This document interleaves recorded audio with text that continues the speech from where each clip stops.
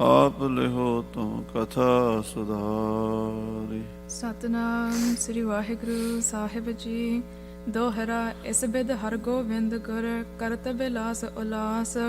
ਦਾਸਨ ਕੇ ਹਰ ਤਰਾਸ ਕੋ ਦੈ ਆਪਨ ਪਰਵਾਸ। ਵਾਹਿਗੁਰੂ ਜੀ ਕਾ ਖਾਲਸਾ ਵਾਹਿਗੁਰੂ ਜੀ ਕੀ ਫਤਿਹ। ਪਰਮ ਸਨਮਾਨ ਜੋ ਗੁਰੂ ਕੀ ਸਾਜੀ ਨਵਾਜੀ ਹੋਈ ਗੁਰੂ ਖਾਲਸਾ ਸਾਧ ਸੰਗਤ ਜੀਓ। ਸਤਿਗੁਰਾਂ ਦੀ ਪਵਿੱਤਰ ਪਾਵਨ ਹਜ਼ੂਰੀ 'ਚ ਸੰਧਿਆ ਦੇ ਦੀਵਾਨ ਸਜੇ ਨੇ। ਆਪ ਜੀ ਨੇ ਸੋਧਾ ਰਹਿਰਾਸ ਸਾਹਿਬ ਜੀ ਦੇ ਪਾਠ ਔਰ ਗੁਰਬਾਣੀ ਦੇ ਕੀਰਤਨ ਦਾ ਆਨੰਦ ਮਾਣਿਆ ਹੈ। ਹਰ ਰੋਜ਼ ਸ਼ਾਮਾਂ ਦੇ ਦੀਵਾਨ ਵਿੱਚ ਛੇਵੇਂ ਪਾਤਸ਼ਾਹ ਮੀਰੀ ਪੀਰੀ ਦੇ ਮਾਲਕ ਸ੍ਰੀ ਗੁਰੂ ਹਰਗੋਬਿੰਦ ਸਾਹਿਬ ਜੀ ਦੀ ਅੰਮ੍ਰਿਤਮਈ ਕਥਾ ਆਪ ਜੀ ਸਰਵਣ ਕਰ ਰਹੇ ਹੋ।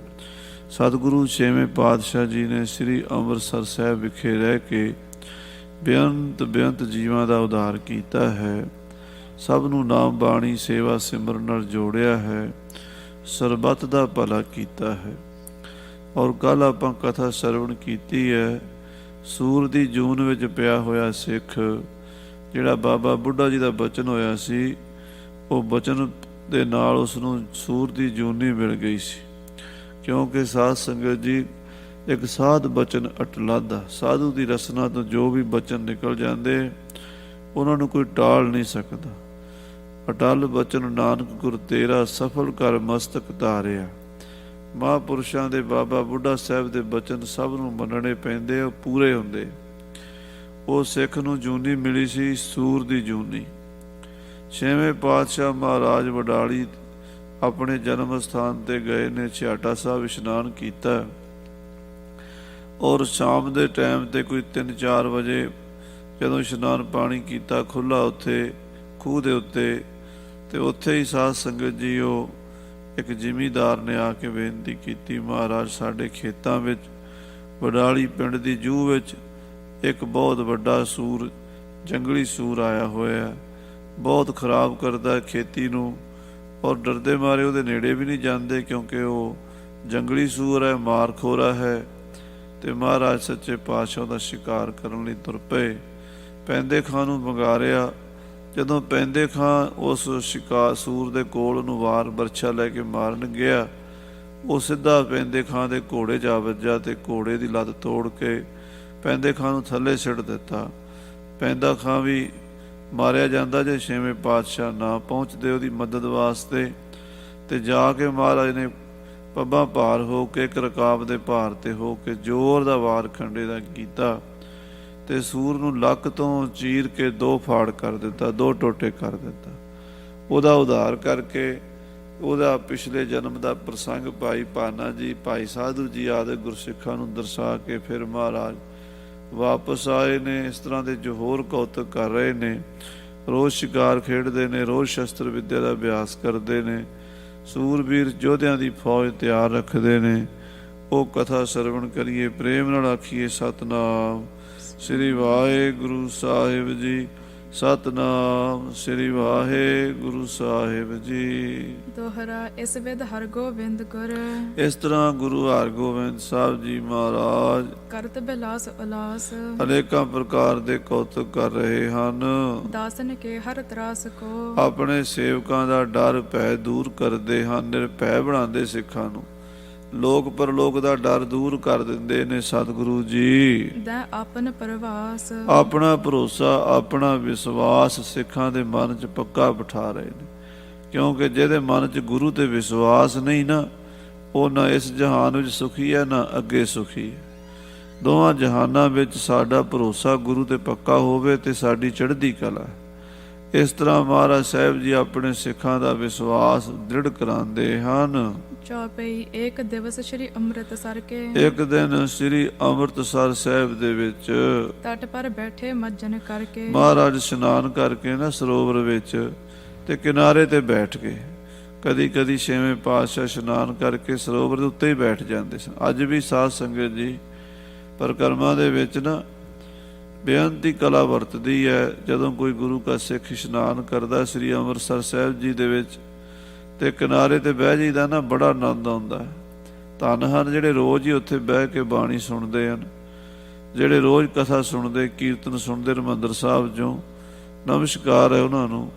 ਸੋ ਕਦੀ ਜ਼ਿੰਦਗੀ 'ਚ ਸਮਾਂ ਬਣੇ ਅੰਮ੍ਰਿਤਸਰ ਜਾਓ, ਬੜੇ ਆਰਾਮ ਨਾਲ ਪਹਿਲਾਂ ਟੂਟੀਆਂ 'ਤੇ ਇਸ਼ਨਾਨ ਕਰੋ, ਫਿਰ ਸਰੋਵਰ 'ਤੇ ਇਸ਼ਨਾਨ ਕਰੋ, ਨਵੇਂ ਬਸਤਰ ਪਹਿਨ ਕੇ ਸ੍ਰੀ ਹਰਿਮੰਦਰ ਸਾਹਿਬ ਮੱਥਾ ਟੇਕੋ, ਕਥਾ ਕੀਰਤਨ ਸੁਣੋ, ਤੇ ਕਦੀ ਸਰੋਵਰ ਦੇ ਕੰਢੇ 'ਤੇ ਬੈਠ ਕੇ ਵੀ ਕੀਰਤਨ ਦਾ ਆਨੰਦ ਮਾਣੋ। ਰਾਤ ਦਾ ਸਮਾਂ ਹੋਵੇ ਤੇ ਉੱਥੇ ਬਾਣੀ ਪੜ੍ਹੋ, ਬੜਾ ਆਨੰਦ ਆਉਂਦਾ।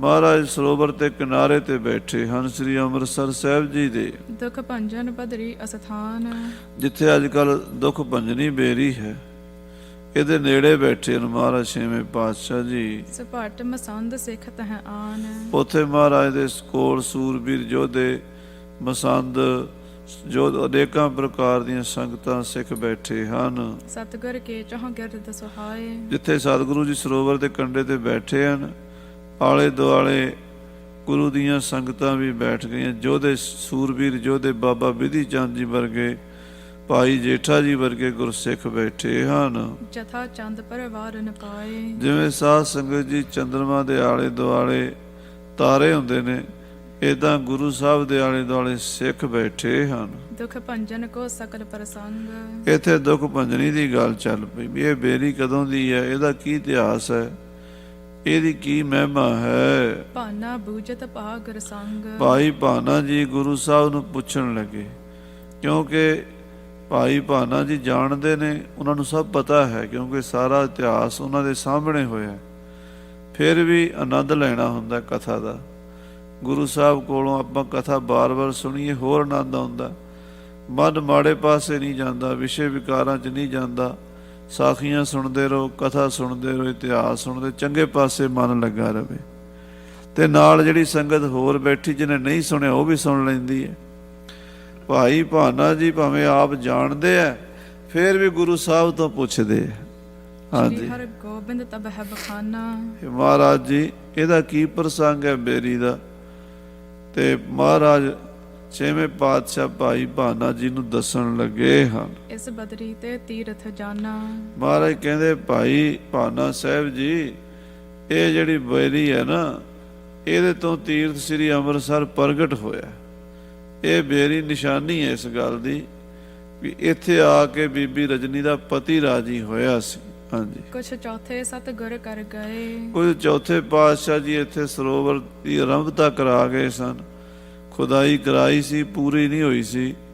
ਪੰਜਵੇਂ ਪਾਤਸ਼ਾਹ ਨੇ ਸਰੋਵਰ ਪੂਰਾ ਕੀਤਾ ਹੈ। ਸ਼੍ਰੀ ਗੁਰ ਪੰਚਮ ਖੋਜਤ ਭਏ, ਪੰਜਵੇਂ ਪਾਤਸ਼ਾਹ ਨੇ ਆ ਕੇ ਉਹ ਜਗ੍ਹਾ ਫਿਰ ਲੱਭ ਲਈ। ਗੁਰੂ ਰਾਮਦਾਸ ਮਹਾਰਾਜ ਦੇ ਨਾਮ ਉੱਤੇ ਸਰੋਵਰ ਤੇ ਦਰਬਾਰ ਸਾਹਿਬ ਬਣਾਇਆ ਹੈ। ਰਾਜ ਸੁਤਾ ਕੁਸ਼ਤੀ ਪਤ ਧਰਿਓ, ਇੱਕ ਦੁਨੀ ਚੰਦ ਜੋ ਪੱਟੀ ਦਾ ਰਾਜਾ ਸੀ, ਉਹ ਰਾਜੇ ਪੱਟੀ ਦੇ ਰਾਜੇ ਦੀ ਇੱਕ ਲੜਕੀ ਸੀ, ਉਹਦਾ ਨਾਮ ਰਜਨੀ ਸੀ। ਵੈਸੇ ਕਹਿੰਦੇ ਵੀ 7 ਕੁੜੀਆਂ ਸਨ ਉਹਦੀਆਂ। 7 ਧੀਆਂ ਨੂੰ ਦੁਨੀ ਚੰਦ ਨੇ ਪੁੱਛਿਆ, ਬੇਟਾ ਤੁਸੀਂ ਕਿਹਦਾ ਦਿੱਤਾ ਖਾਂਦੀਆਂ ਹੋ?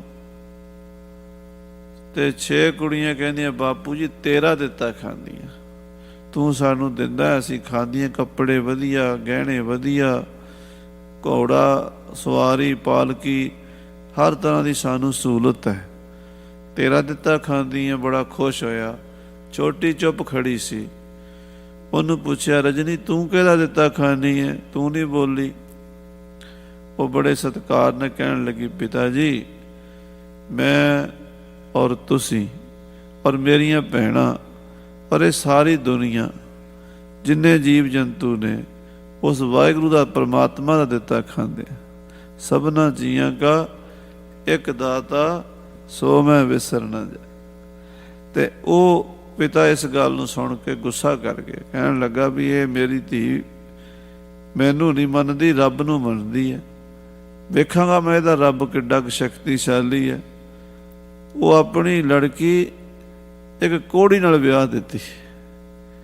ਕਈ ਵਾਰੀ ਹੰਕਾਰ ਬੰਦੇ ਤੋਂ ਇਹੋ ਜਿਹੇ ਪੁੱਠੇ ਕੰਮ ਕਰਾ ਦਿੰਦਾ, ਲੋਕ ਰੱਬ ਦੇ ਸ਼ਰੀਕ ਬਣ ਜਾਂਦੇ। ਕਹਿੰਦੇ ਦੇਖਾਂਗੇ ਤੇਰਾ ਰੱਬ ਸਹਾਇਤਾ ਕਰਦਾ। ਕੋਹੜੀ ਨਾਲ ਵਿਆਹ ਦਿੱਤੀ ਉਹਨੇ। ਸਤੀ ਸਵਿਤਰੀ ਨੇ ਆਪਣੇ ਉਸੇ ਨੂੰ ਹੀ ਪਤੀ ਪਰਮੇਸ਼ਰ ਮੰਨ ਕੇ ਉਹਦੀ ਸੇਵਾ ਸ਼ੁਰੂ ਕਰਤੀ। ਖਾਰੀ 'ਚ ਪਾ ਲਿਆ ਉਹਨੂੰ, ਘੜੀਸਦੀ, ਪਿੱਛੇ ਪਹੀਏ ਲੱਗੇ, ਛੋਟੀ ਜਿਵੇਂ ਕੋਹੜੀਆਂ ਦੇ ਕੋਲ ਹੁੰਦੀ ਹੈ ਰੇਹੜੀ ਜੀ, ਉਹ 'ਤੇ ਪਾਇਆ, ਉਹਨੂੰ ਜਾਂਦੀ ਇੱਕ ਪਿੰਡ ਦੂਜੇ ਪਿੰਡ ਮੰਗਦੀ ਹੈ, ਕੱਪੜੇ ਫਟੇ ਪੁਰਾਣੇ ਤੇ ਰੋਟੀ ਰੁੱਖੀ ਮਿੱਸੀ ਮੰਗ ਕੇ ਖਾਂਦੀ, ਆਪਣੇ ਪਤੀ ਨੂੰ ਖਵਾਉਂਦੀ ਹੈ, ਵਾਹਿਗੁਰੂ ਦਾ ਪਰਮੇਸ਼ਰ ਦਾ ਭਜਨ ਕਰਦੀ।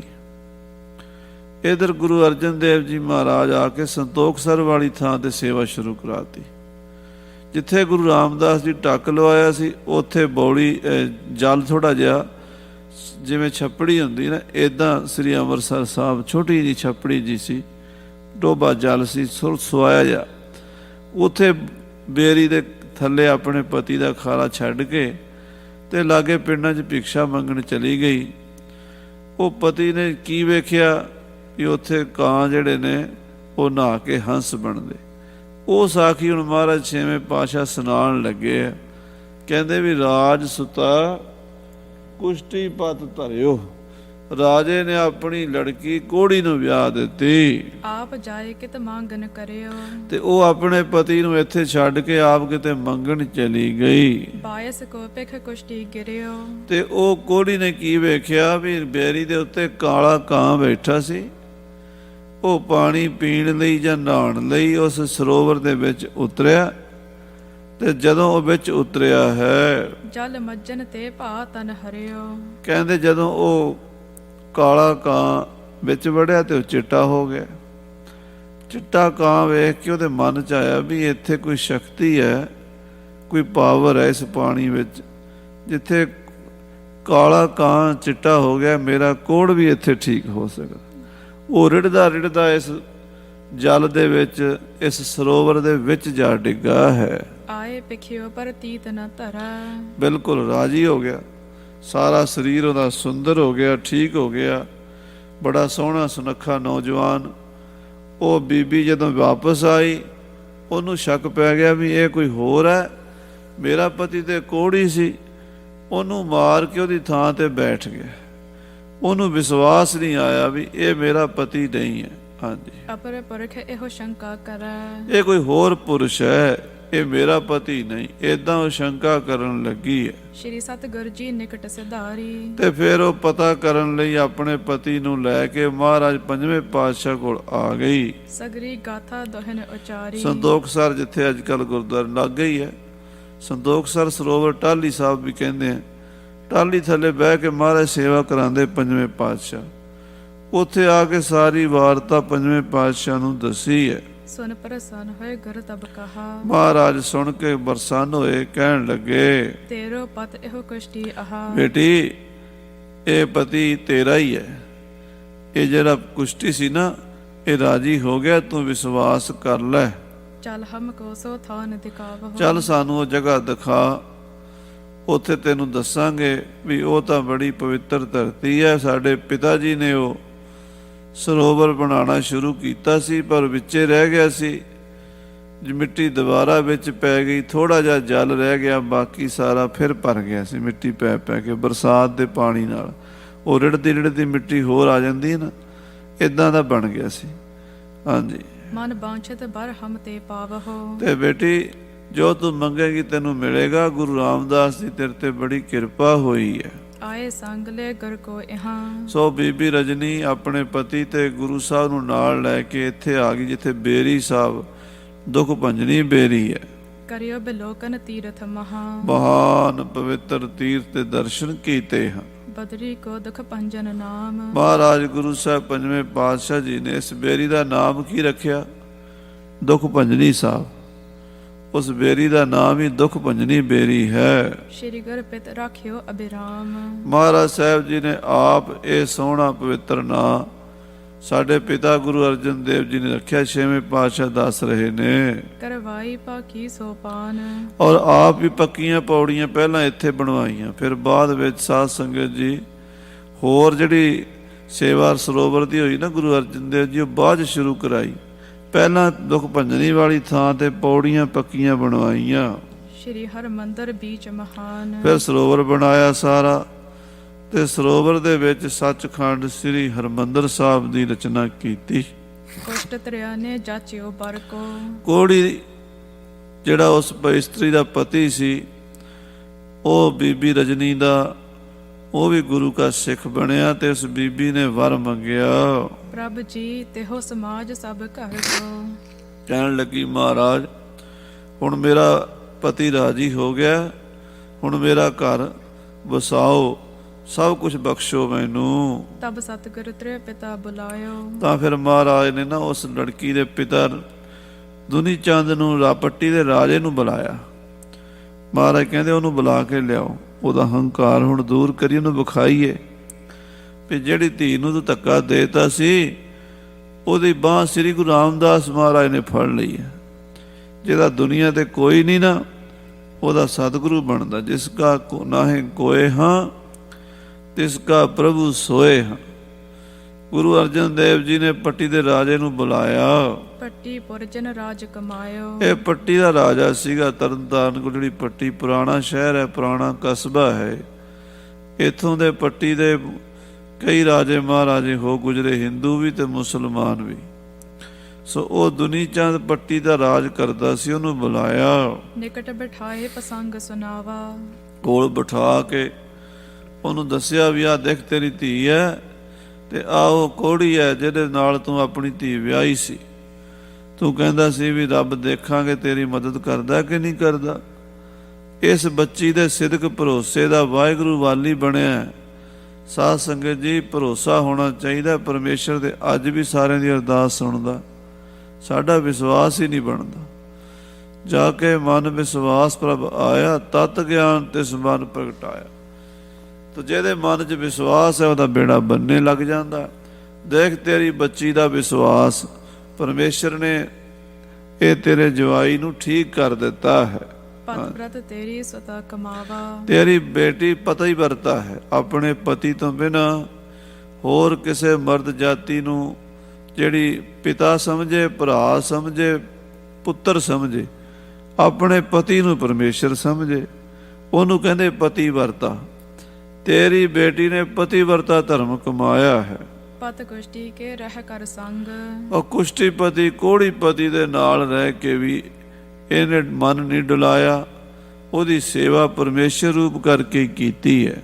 ਅਬ ਇਹ ਭਇਓ ਰੋਗ ਬਿਨ ਅੰਗ। ਦੇਖ ਹੁਣ ਤੇਰਾ ਜਵਾਈ, ਤੇਰੀ ਬੇਟੀ ਦਾ ਪਤੀ ਕੁਸ਼ਟੀ ਅਰੋਗ ਹੋ ਗਿਆ, ਤੰਦਰੁਸਤ ਹੋ ਗਿਆ। ਇਹਦੀ ਕਾਇਆ ਸੋਨੇ ਵਰਗੀ ਹੋ ਗਈ, ਕੋਈ ਬਿਮਾਰੀ ਕੋਈ ਰੋਗ ਇਹਨੂੰ ਰਿਹਾ ਹੀ ਨਹੀਂ।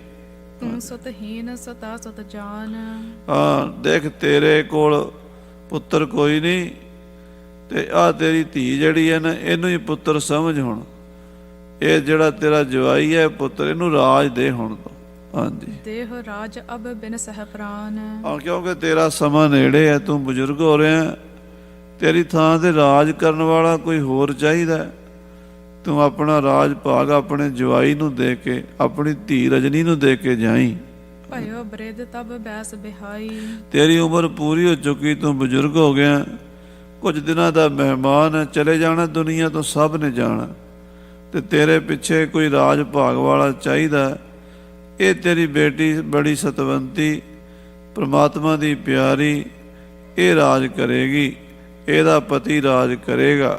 ਲੈ ਗਮਨੇ ਹੋ ਅਬ ਸੰਗ ਜਵਾਈ। ਇਹ ਜਵਾਈ ਤੇ ਧੀ ਨੂੰ ਨਾਲ ਲੈ ਜਾ, ਤੇ ਇਹਨਾਂ ਦਾ ਸਤਿਕਾਰ ਕਰਿਆ ਕਰ, ਇਹਨਾਂ ਨੂੰ ਆਪਣਾ ਰਾਜ ਭਾਗ ਦੇ ਦੇ ਹੁਣ ਤੂੰ। ਗੁਰਬਚ ਮਾਨਿਓ ਮ੍ਰਿਤ ਢਿਗ ਜਾਨੀ। ਸਾਧ ਸੰਗਤ ਜੀ, ਹੁਣ ਉਸ ਹੰਕਾਰੀ ਬੰਦੇ ਨੂੰ, ਜਿਹੜਾ ਕਦੀ ਕਹਿੰਦਾ ਸੀ ਵੀ ਮੈਂ ਹੀ ਰੱਬ ਹਾਂ, ਉਹਨੂੰ ਸਮਝ ਆਈ ਵੀ ਰੱਬ ਰੱਬ ਹੀ ਹੈ।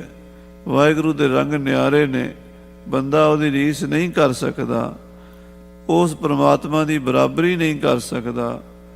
ਉਸ ਬੰਦੇ ਨੇ ਹੁਣ ਆਪਣਾ ਹੰਕਾਰ ਛੱਡ ਕੇ ਪੰਜਵੇਂ ਪਾਤਸ਼ਾਹ ਦੇ ਬਚਨ ਮੰਨ ਲਏ, ਆਪਣੀ ਧੀ ਰਜਨੀ ਅਤੇ ਜਵਾਈ ਨੂੰ ਨਾਲ ਲੈ ਕੇ ਆਪਣੀ ਰਾਜਧਾਨੀ ਪੱਟੀ ਚਲਾ ਗਿਆ। ਦੇਤ ਭਇਓ ਆਪਣੀ ਰਾਜਧਾਨੀ। ਆਪਣੀ ਰਾਜਧਾਨੀ ਆਪਣੀ ਧੀ ਜਵਾਈ ਨੂੰ ਦੇ ਦਿੱਤੀ। ਜਾਂ ਤੇ ਭਾਨਾ ਸੁਣਦਾ ਕਾਨ। ਇਸ ਕਰਕੇ ਭਾਈ ਭਾਨਾ ਜੀ, ਤੁਸੀਂ ਕੰਨ ਦੇ ਕੇ ਸੁਣੋ, ਧਿਆਨ ਨਾਲ ਕਥਾ ਸੁਣੋ। ਮਹਿਮਾ ਮਹਾ ਸੁਦਾ ਸਰਜਾਨ। ਇਹ ਸ੍ਰੀ ਅੰਮ੍ਰਿਤਸਰ ਦੀ ਬੜੀ ਮਹਿਮਾ ਹੈ। ਅੰਮ੍ਰਿਤਸਰ ਦੀ ਮਹਿਮਾ ਗੁਰੂ ਅਰਜਨ ਦੇਵ ਜੀ ਨੇ ਵੀ ਲਿਖੀ ਹੈ। ਰਾਮਦਾਸ ਸਰੋਵਰ ਨਾਤੇ, ਸਭ ਉਤਰੇ ਪਾਪ ਕਮਾਤੇ। ਸੰਤੋ ਰਾਮਦਾਸ ਸਰੋਵਰ ਨੀਕਾ, ਜੋ ਨਹਾਵੈ ਸੋ ਕੁਲ ਤਰਾਵੈ, ਉਧਾਰ ਹੋਆ ਹੈ ਜੀ ਕਾ। ਡਿਠੇ ਸਭੇ ਥਾਮ, ਨਹੀਂ ਤੁਧ ਜੇਹਿਆ, ਬੱਧੋ ਪੁਰਖ ਵਿਧਾਤੇ ਤਾਂ ਤੂੰ ਸੋਹਿਆ। ਇਹ ਮਹਾਰਾਜ ਸ੍ਰੀ ਗੁਰੂ ਰਾਮਦਾਸ ਸਾਹਿਬ ਜੀ ਦਾ ਸਰੋਵਰ, ਇਹ ਅੰਮ੍ਰਿਤਸਰ ਤੀਰਥ ਸਾਰੇ ਤੀਰਥਾਂ ਦਾ ਰਾਜਾ ਹੈ। ਇਹਦੇ ਸਮਾਨ ਕੋਈ ਤੀਰਥ ਨਹੀਂ ਹੈ। ਹਾਂਜੀ, ਗੰਗ ਜਮਨ ਸਰਸਤ ਕਰ ਖੇਤ। ਹਿੰਦੂ ਧਰਮ ਦੇ ਵਿੱਚ, ਹਿੰਦੁਸਤਾਨ ਦੇ ਵਿੱਚ 68 ਤੀਰਥ ਹਨ। ਸਭ ਤੋਂ ਪਵਿੱਤਰ ਗੰਗਾ, ਦੂਸਰੇ ਨੰਬਰ ਤੇ ਜਮਨਾ, ਫਿਰ ਸਰਸਤੀ, ਫਿਰ ਸਾਧ ਸੰਗਤ ਜੀ ਕੁਰੂਸ਼ੇਤਰ ਦਾ ਬ੍ਰਹਮ ਸਰੋਵਰ, ਇਸ ਤਰ੍ਹਾਂ ਫਿਰ ਪੁਸ਼ਕਰ ਵਗੈਰਾ ਤੀਰਥ ਹਨ। ਕਾਂਸ਼ੀ ਅਰ ਪ੍ਰਯਾਗ ਸਮੇਤ। ਹਾਂ, ਕਾਂਸ਼ੀ ਬਨਾਰਸ ਬੜਾ ਵੱਡਾ ਤੀਰਥ ਹੈ, ਵਿਦਿਆ ਦਾ ਗੜ੍ਹ ਹੈ।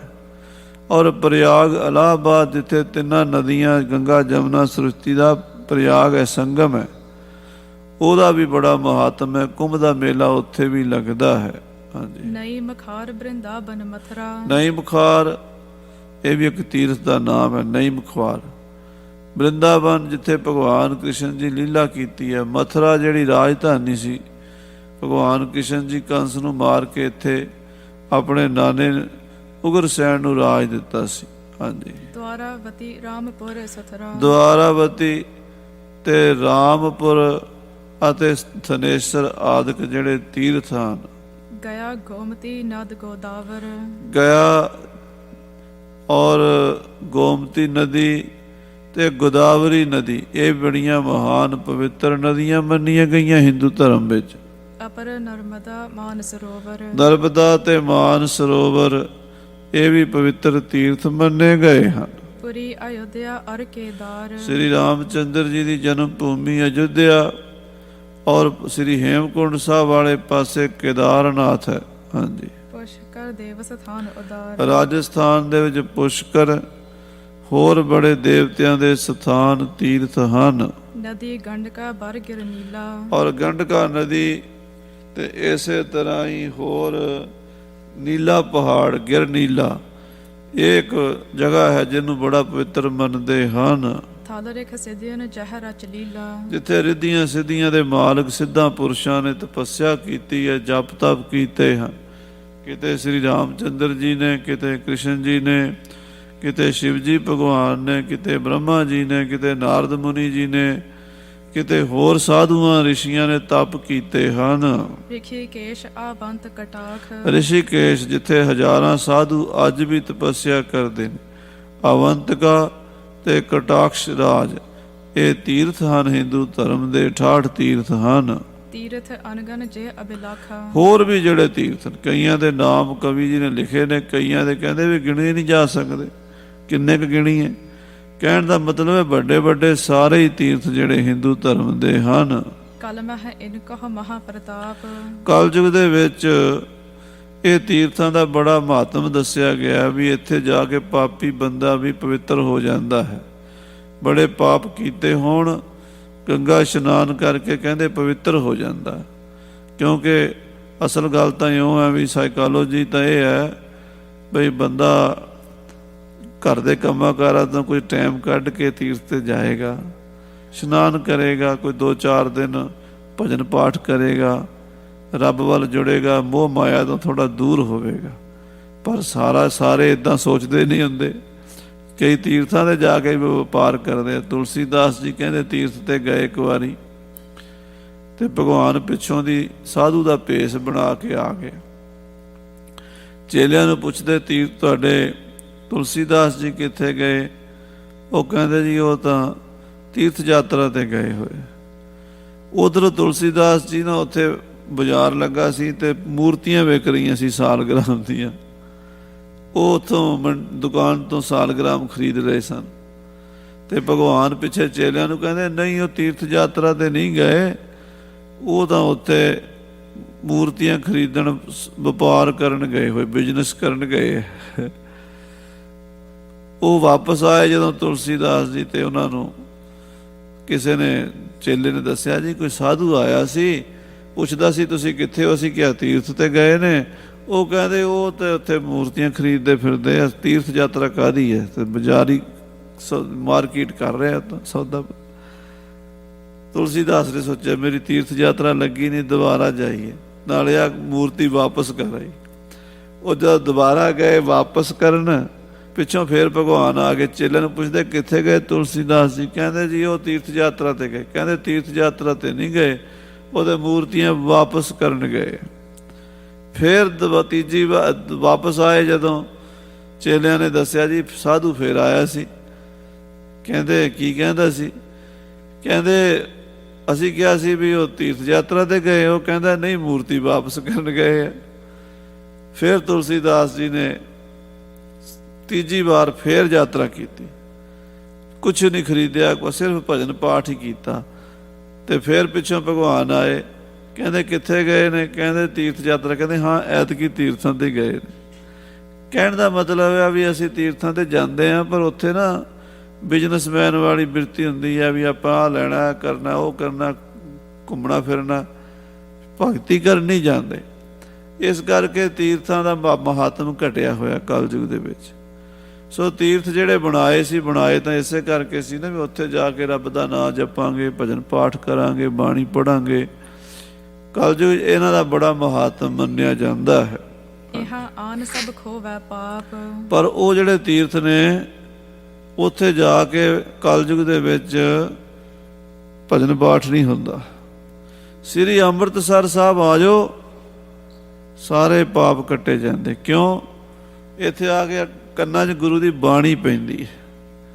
ਹਰਿਮੰਦਰ ਸਾਹਿਬ ਜਦੋਂ ਵੀ ਪੈਰ ਅੰਦਰ ਪਾਵਾਂਗੇ ਕੀਰਤਨ ਸੁਣਾਈ ਦੇਵੇਗਾ, ਵਾਹਿਗੁਰੂ ਵਾਹਿਗੁਰੂ ਵਾਹਿਗੁਰੂ ਜਪਾਂਗੇ। ਤੇ ਬਾਕੀ ਤੀਰਥ ਵੀ ਇੱਥੇ ਆ ਕੇ ਗੁਪਤ ਰੂਪ 'ਚ ਇਸ਼ਨਾਨ ਕਰਦੇ ਨੇ। ਉਹ ਤੀਰਥ ਆਪਣੇ ਪਾਪ ਧੋਣ ਲਈ ਇੱਥੇ ਆਉਂਦੇ ਹਨ, ਗੁਰੂ ਰਾਮਦਾਸ ਦੇ ਚਰਨਾਂ ਵਿੱਚ। ਹਾਂਜੀ, ਨਹੀਂ ਸਦਾਸਰ ਕੇ ਸਮ ਕੋਏ। ਆਹਾ, ਮਹਾਰਾਜ ਕਹਿੰਦੇ ਅੰਮ੍ਰਿਤਸਰ ਦੇ ਬਰਾਬਰ ਕੋਈ ਨਹੀਂ, ਡਿੱਠੇ ਸਭੇ ਥਾਮ ਨਹੀਂ ਤੁਧ ਜਿਹੇ। ਅੰਮ੍ਰਿਤਸਰ ਤੀਰਥ ਸਭ ਦਾ ਸ਼੍ਰੋਮਣੀ। ਬਾਕੀ ਕਿਸੇ ਤੀਰਥ ਦੀ ਨਿੰਦਾ ਤਾਂ ਨਹੀਂ ਕੀਤੀ, ਕਿਸੇ ਨੂੰ ਮਾੜਾ ਨਹੀਂ ਕਿਹਾ। ਤੀਰਥ ਸਾਰੇ ਆਪੋ ਆਪਣੀ ਥਾਂ ਤੇ ਠੀਕ, ਪਰ ਗੁਰੂ ਕੇ ਸਿੱਖਾਂ ਦਾ ਨਿਸ਼ਚਾ ਇਹ ਹੈ ਵੀ ਸ੍ਰੀ ਅੰਮ੍ਰਿਤਸਰ ਸ੍ਰੀ ਅੰਮ੍ਰਿਤਸਰ ਹੀ ਹੈ। ਕੋਟ ਗੰਗਾ ਸਮ ਸ੍ਰੀ ਅੰਮ੍ਰਿਤਸਰ ਜਾਣ ਹੈ, ਰਹਿਤਨਾਮੇ 'ਚ ਲਿਖਿਆ। ਸੋ ਇੱਥੇ ਪ੍ਰਮਾਤਮਾ ਦਾ ਭਜਨ ਪਾਠ ਹੁੰਦਾ ਹੈ। ਭਜਨ ਅਖੰਡ ਪ੍ਰਭੂ ਕੋ ਹੋਏ। ਪ੍ਰਭੂ ਦਾ ਅਖੰਡ ਕੀਰਤਨ ਭਜਨ ਹੋ ਰਿਹਾ ਸਾਰਾ ਦਿਨ। ਸ੍ਰੀ ਹਰਿਮੰਦਰ ਸਾਹਿਬ ਹੁਣ ਵੀ ਚਲੇ ਜਾਓ, ਸਵੇਰੇ ਸਾਧ ਸੰਗਤ ਜੀ ਤ੍ਰਿਪਹਿਰੇ ਦੀ ਚੌਂਕੀ ਲਗਭਗ 2:30 ਵਜੇ ਸ਼ੁਰੂ ਹੁੰਦੀ ਹੈ। ਸਵੇਰੇ 2:30 ਵਜੇ ਤੋਂ ਲੈ ਕੇ ਰਾਤ ਦੇ 10 ਵਜੇ ਤਾਈਂ ਲਗਾਤਾਰ ਕੀਰਤਨ ਹੁੰਦਾ। ਰਾਤ ਨੂੰ 3-4 ਘੰਟੇ ਜਿਹੜੇ ਸਮਾਪਤੀ ਹੁੰਦੀ ਹੈ, ਉਹਦੇ ਵਿੱਚ ਵੀ ਗੁਰਸਿੱਖ ਸੁਖਮਣੀ ਸਾਹਿਬ ਦਾ, ਜਪਜੀ ਸਾਹਿਬ ਦਾ, ਨਿਤਨੇਮ ਦੀਆਂ ਬਾਣੀਆਂ ਦਾ ਅੰਦਰ ਅਭਿਆਸ ਕਰਦੇ ਰਹਿੰਦੇ। ਸ੍ਰੀ ਅਖੰਡ ਪਾਠ ਸਾਹਿਬ ਨਾਲ ਚੱਲਦੇ ਰਹਿੰਦੇ, ਸੇਵਾ ਚੱਲਦੀ ਰਹਿੰਦੀ। ਔਰ ਸਰੋਵਰ ਦੇ ਕਿਨਾਰੇ ਤੇ ਬਹਿ ਕੇ ਵੀ ਬਾਣੀ ਦਾ ਭਜਨ ਪਾਠ ਹੁੰਦਾ ਰਹਿੰਦਾ ਹੈ। ਇਸ ਕਰਕੇ ਸ੍ਰੀ ਦਰਬਾਰ ਸਾਹਿਬ ਦੀ ਮਹਿਮਾ ਸ੍ਰੀ ਅੰਮ੍ਰਿਤਸਰ ਸਾਹਿਬ ਜੀ ਦੀ ਸਭ ਤੋਂ ਜ਼ਿਆਦਾ ਹੈ। ਸਰਬ ਕਾਮਨਾ ਪੁਰ ਵਹਿ ਮਨ ਕੀ। ਕਹਿੰਦੇ ਸਾਰੀਆਂ ਮਨੋ ਕਾਮਨਾ ਸ੍ਰੀ ਅੰਮ੍ਰਿਤਸਰ ਆ ਕੇ ਪੂਰੀਆਂ ਹੋ ਜਾਂਦੀਆਂ ਹਨ। ਜੇ ਮਜਹ ਕਰ ਸੋਚਤਾ ਤਨ ਕੀ। ਜਿਹੜੇ ਇੱਥੇ ਇਸ਼ਨਾਨ ਕਰਦੇ ਤਨ ਵੀ ਪਵਿੱਤਰ ਹੁੰਦਾ ਤੇ ਮਨ ਵੀ ਪਵਿੱਤਰ ਹੁੰਦਾ। ਬਹੁ ਮਹਿਮਾ ਸ਼੍ਰੀ ਮੁਖ ਤੇ ਕਹਿ ਕੇ। ਗੁਰੂ ਹਰਗੋਬਿੰਦ ਸਾਹਿਬ ਇਸ ਤਰ੍ਹਾਂ ਸ੍ਰੀ ਅੰਮ੍ਰਿਤਸਰ ਦੀ ਮਹਿਮਾ ਦੱਸ ਰਹੇ ਹਨ। ਚੱਲੇ ਕਰਤ ਪਰ ਦਸ਼ਨਾ ਚਹਿਕ। ਫਿਰ ਉੱਠ ਕੇ ਪਰਿਕਰਮਾ ਕਰਨ ਲੱਗ ਪਏ ਸਰੋਵਰ ਦੀਆਂ। ਤਖਤ ਅਕਾਲ ਬੈਠ ਮਨ ਭਾਏ। ਫਿਰ ਅਕਾਲ ਤਖਤ ਸਾਹਿਬ ਤੇ ਆ ਬੈਠੇ ਹਨ। ਮੰਦਰ ਬਿਖੈ ਬਾਹਰ ਕਰ ਆਏ। ਫਿਰ ਵਾਪਸ ਸ੍ਰੀ ਹਰਿਮੰਦਰ ਸਾਹਿਬ ਆ ਕੇ ਕੀਰਤਨ ਸੁਣਿਆ। ਇਸ ਤਰ੍ਹਾਂ ਸਾਧ ਸੰਗਤ ਜੀ ਮਹਾਰਾਜ ਕੌਤਕ ਕਰਨਗੇ। ਅੱਗੇ ਅਨੇਕਾਂ ਪ੍ਰਕਰਣ ਹਨ ਜੋ ਆਪਾਂ ਸਰਵਣ ਕਰਾਂਗੇ। ਸਮੇਂ ਦੇ ਲਿਹਾਜ਼ ਨਾਲ ਸਮਾਪਤੀ ਹੈ। ਹੇ ਗੋਬਿੰਦ, ਹੇ ਗੋਪਾਲ, ਹੇ ਦਇਆ।